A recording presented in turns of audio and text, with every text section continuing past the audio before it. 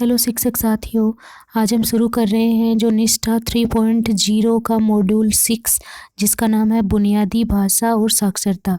तो इसके हम क्वेश्चन आंसर देखेंगे जिसमें आपको 70% स्कोर है वो प्राप्त करना अनिवार्य है। इस कोर्स में आपको 25 दिसंबर से पहले नामांकन करना है और ये 31 दिसंबर से पहले आपको ये कोर्स है वो पूरा करना है। फिर जनवरी से है वो अगले कोर्स हैं वो शुरू होंगे। तो चलिए इसके देखते हैं क्वेश्चन आंसर और शुरू करते हैं क्वेश्चनों के उत्तर।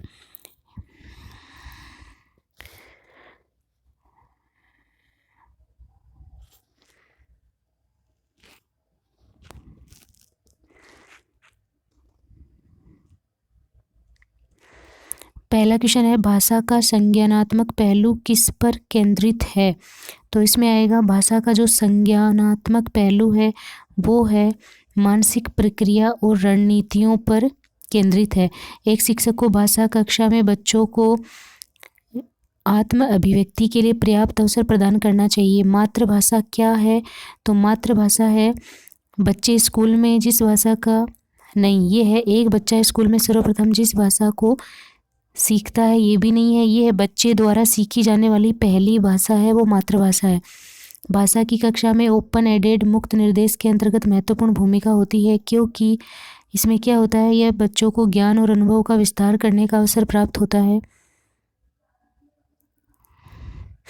एकाधिक भाषाओं का ज्ञान रखने वाले बच्चे होते हैं रचनात्मक और गंभीर विचारक।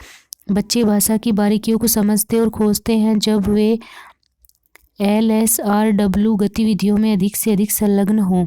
प्रभावी अधिगम के अवसरों के लिए एक शिक्षक को अवश्य प्रदान करना चाहिए। तो शिक्षक को देना चाहिए बच्चों द्वारा खोजबीन करने की स्वतंत्रता। भाषा सीखने में अंतराल अवधि क्या है? तो अंतराल अवधि वो है कि अभिव्यक्ति की एक आत्मनिहित प्रणाली। फिर पढ़ना अनिवार्य रूप से अर्थ निर्माण अर्थ ग्रहण की एक प्रक्रिया है। नेक्स्ट है, एक सक्रिय शिक्षार्थी कौन है? तो एक सक्रिय शिक्षार्थी वही है जो कक्षा की गतिविधियों में भाग ले। बच्चों के लिए प्रिंट समृद्ध वातावरण अनिवार्य है क्योंकि ये क्या करता है, समझ के साथ पढ़ने के लिए प्रेरित करता है। पढ़ने के भाषाई पहलू इन कौशलों के विकास में विश्वास करते हैं। तो इसमें आएगा ग्रामोफोनिक जागरूकता, शब्दार्थ, वाक्य रचना और व्यवहारिकता। कक्षा में रखी पाठ्य सामग्री जो है वो इतनी ऊंचाई पर हो कि बच्चे से छूकर आसानी से पढ़ सकें। भाषा कक्षा में शिक्षक पिक्चर टॉक अर्थात चित्रों के माध्यम से पाठ आधारित चर्चा का प्रयास करता है क्योंकि जो चित्र होते हैं उनसे क्या होता है,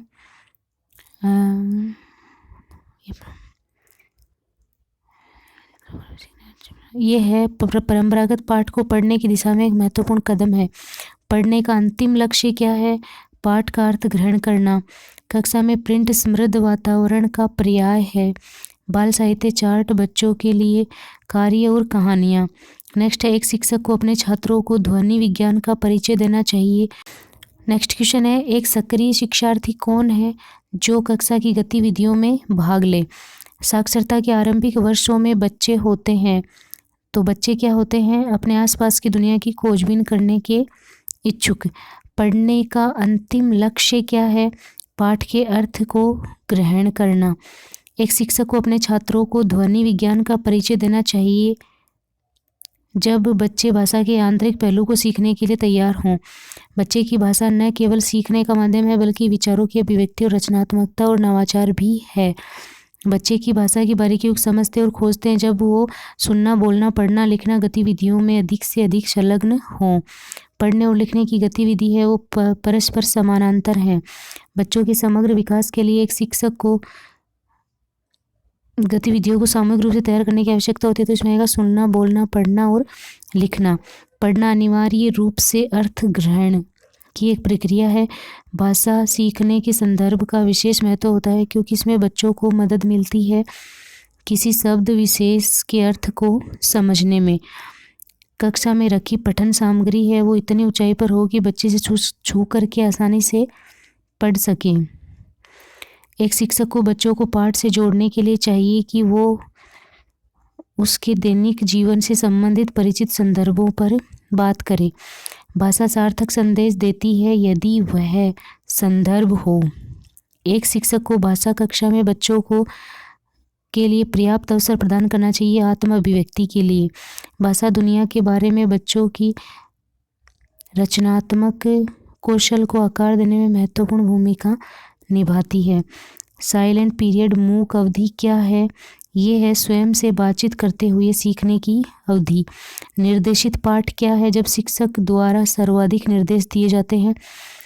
मातृभाषा बच्चों को बनाने में मदद करती है, अलग सोच और विचार रखने में सक्षम। प्रभावी अधिगम के अवसरों के लिए एक शिक्षक को अवश्य प्रदान करना चाहिए। खोजबीन में स्वतंत्रता चित्र पठन में शामिल है। मौखिक कौशल और सोचने की क्षमता।